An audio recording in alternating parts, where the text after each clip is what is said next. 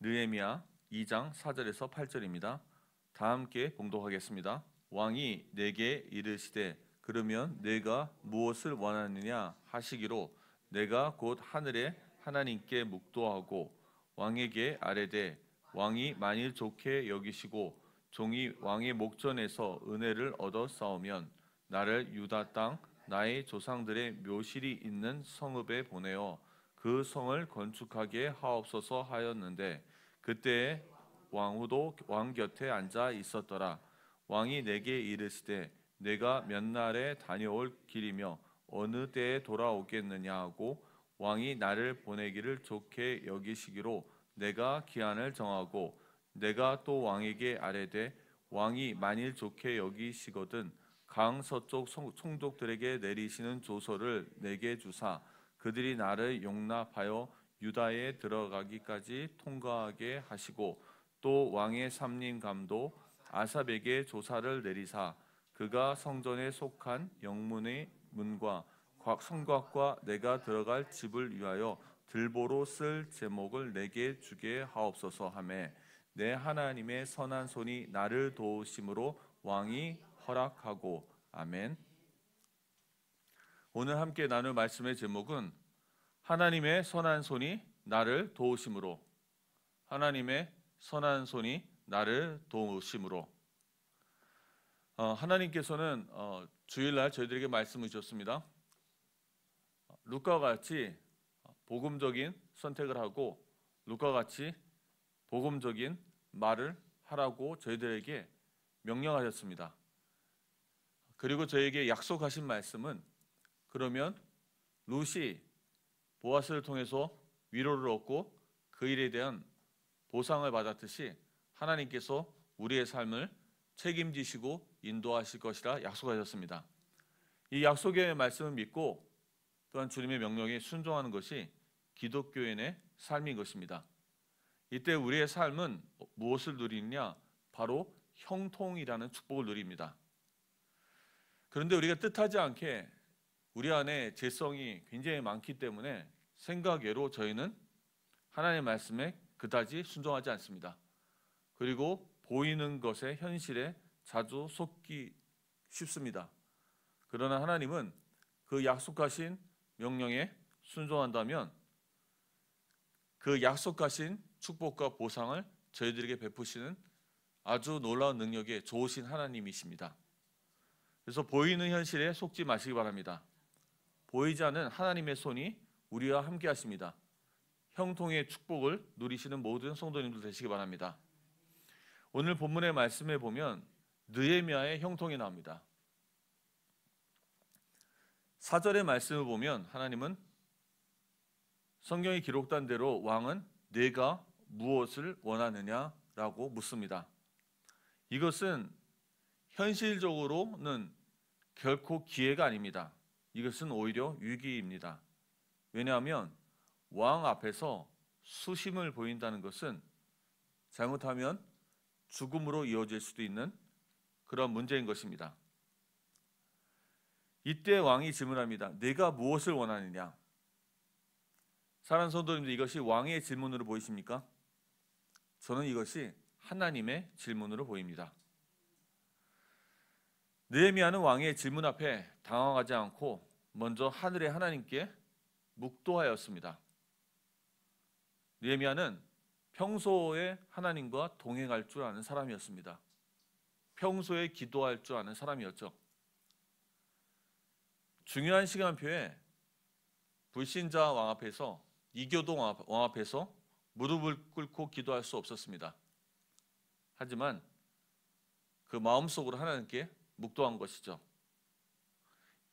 이미 느헤미야는 무너진 예루살렘을 위해 무너진 예루살렘의 성벽을 위해서 애통하며 오랫동안 기도했습니다.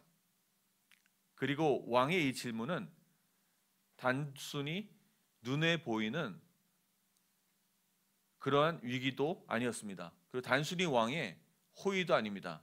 이는 하나님의 보이지 않는 손이 작용하는 하나님이 주시는 기회였던 것입니다. 솔로몬도 하나님께서 내가 네게 무엇을 주랴고 물으셨습니다. 이때 솔로몬은 뭐라고 대답했죠? 이 백성을 다스릴 수 있는 지혜를 달라고 기도했습니다. 기도하는 자는 하나님의 뜻 안에서 명확한 소원을 갖게 됩니다. 오늘 우리에게도 동일하게 하나님은 물으십니다. 내가 무엇을 원하느냐?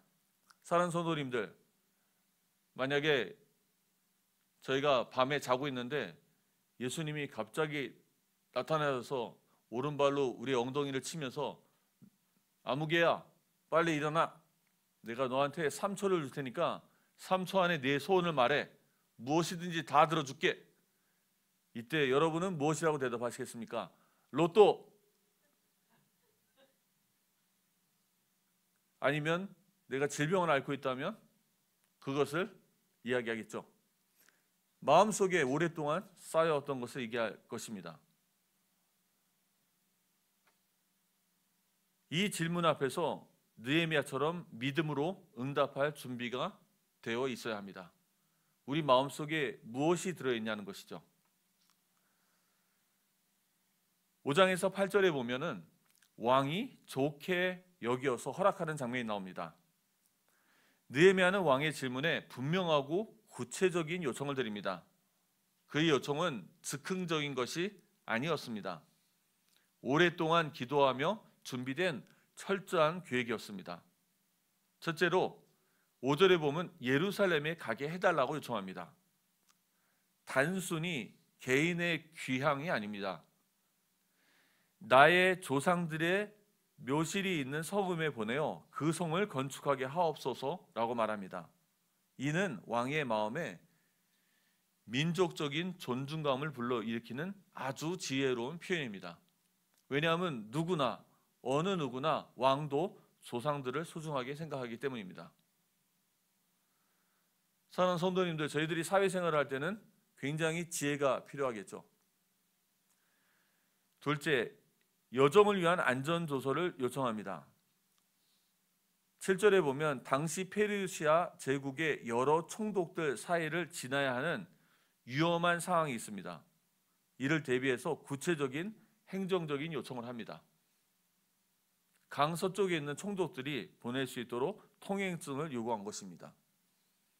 셋째는 건축에 필요한 자재까지 준비합니다. 8절에 보면 왕의 삼림 감독 아삽에게 조서를 내리사라고 하면서 성전의 영문문과 성과, 자신이 거할 집을 위해 들보로 쓸 제목까지 상세하게 청합니다. 이 말은 이미 예루살렘의 성벽을 만드는데 가장 기본적으로 필요한 그 모든까지 이미 계수했다는 뜻입니다. 느헤미야는 단순히 돌아가겠습니다라고 말한 것이 아닙니다. 목적과 절차, 필요물까지 구체적으로 계획하고 준비한 것입니다. 우리 다음 세대 청년들이 이런 느헤미야 같은 응답을 누리시기 바랍니다. 기도하는 것뿐만이 아닙니다. 사물을 판단할 줄 알고 지혜롭고 또한 일도 할 줄 아는 청년들입니다. 이처럼 기도하는 자는 막연하게 기다리지 않고 철저하게 준비해야 합니다. 이 모든 요청을 왕이 좋게 여겨 허락한 것은 단지 왕의 호의가 아닙니다. 단지 왕과의 좋은 관계뿐만이 아닙니다. 이는 내 하나님의 선한 손이 나를 도우심 때문이었습니다. 그리스도인들은 기도하고 감나무 아래서 입을 떡 벌리고 감이 떨어지기를 기도하는 자들이 아닙니다. 그리스도인들은 주어진 운명을 하나님의 명령과 약속을 믿고 순종함으로 개척하고 도전하고 승리하는 자들입니다. 잠언 16장 9절에는 사람이 마음으로 자기의 길을 계획할지라도 그의 걸음을 인도하시는 이는 여호와시니라 라고 하셨습니다. 느헤미야는 준비했지만 그 모든 인도는 하나님의 손안에 있었습니다. 오늘 말씀의 결론을 맺겠습니다. 첫 번째입니다. 참 기도응답은 시간이 필요합니다. 간단한 응답은 빨리 올 수도 있습니다. 그러나 중요한 기도일수록 하나님이 그 응답에 시간을 두고 저희를 기다리게 하십니다. 느헤미야는 1장 1절에 보면 기스르월부터 이 소식을 들었습니다. 이는 11월 초 10월 말 정도 시간입니다. 그리고 2장 1절에 보면 니산월의 시간이 되어서 이런 일이 벌어졌죠. 니산월은 3월이나 4월의 시간입니다. 그러면 이는 4달 동안 느헤미야가 기도하고 기다린 것입니다. 하나님은 응답을 준비하시는 시간을 주십니다. 느헤미야는 이 시간을 통해 기도와 계획을 함께 세웠습니다. 우리도 하나님 뜻 안에서 기다림의 시간을 감사함으로 받아들여야 합니다. 그 기다림의 시간은 사실은 우리 자신이 성장하는 최고의 축복의 시간입니다. 두 번째는 확신과 준비가 필요합니다. 하나님은 반드시 우리의 기도에 응답하십니다. 하나님은 반드시 이 기도에 응답하시기 위해서 저희들에게 기회를 주십니다. 준비하고 기도하고 확신이 있는 자에게 기회가 주어지고 그런 자만이 이 기회를 또한 잡을 수가 있습니다. 왕은 느헤미야의 수심을 알아보았습니다. 왕비까지 함께하는 자리에 있었습니다. 뜻밖의 기회가 온 것이에요. 느헤미야는 이 순간을 위해 미리 준비했습니다. 막연한 바람이 아닌 구체적인 요청을 통해서 하나님의 뜻을 펼칠 준비가 되어 있었던 것입니다. 우리는 전도와 선교의 현장 앞에 구체적인 비전과 계획을 가지고 준비해야 합니다. 예손의 2.0 시대를 소망하고 준비하시기 바랍니다. 세 번째입니다. 불가능이 가능으로 변할 수 있습니다. 사람의 눈에는 불가능해 보였던 일이 느헤미야 앞에서 열립니다. 왕의 마음이 움직이고 필요한 조서와 자재가 모두 공급됩니다. 하나님께서 느헤미야를 통해 불가능을 가능하게 하셨습니다. 이처럼 하나님의 선한 손은 닫힌 문을 여시고 불가능을 넘게 하십니다. 우리 사랑하는 다음 세대 청년들이 이 축복을 모두 누리시기 바랍니다. 다가오는 35주년과 부활절 새생명 축제를 위해 우리는 역시 느헤미야처럼 준비해야 합니다. 예손의 2.0 시대의 전도와 선교를 위해 우리는 막연한 소망과 기대를 가지면 안 됩니다. 구체적이고 치밀한 계획과 기도를 준비해야 합니다.